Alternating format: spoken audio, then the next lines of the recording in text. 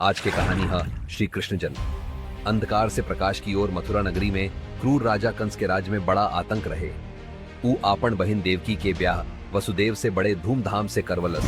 बाकिर तबे आकाशवाणी भइल, ए कंस, देवकी के 8वां संतान तोहार विनाश करी। ई भविष्यवाणी सुनते ही कंस के करेजा कांपे लागल। ऊ डर के मारे देवकिया वसुदेव के कारागार में डलवा देहलस। कंस बेरहमी से देवकी के 6 गो बेटा के मार देहलस। 7वां संतान रूप में बलराम जी जन्म लेहलन, जिनका के योग माया रोहिणी के गर्भ में पहुंचा देहली। अब देवकी के 8वां संतान जन्म लेवे वाला रहले। आधी रात के बेरन घनघोर बरखा हो गए। अचानक के कारागार एगो अलौकिक रोशनी से भर गई। भगवान श्रीहरि प्रकट भइले, हाथ में शंख, चक्र, गदा आ पद्म।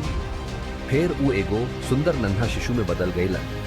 योगमाया सबके गहरी नींद में सुता देले रहने। जेल के दरवाजा अपने आप खुल गई।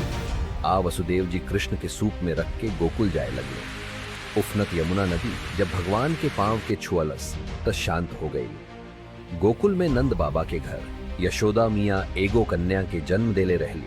वसुदेव श्री कृष्ण के ओहिजा सुला के कन्या के लेके कारागार लूट आयले। सवेरे जिसे कंस कन्या के मारल चाहलस, ऊ देवी दुर्गा के रूप थी।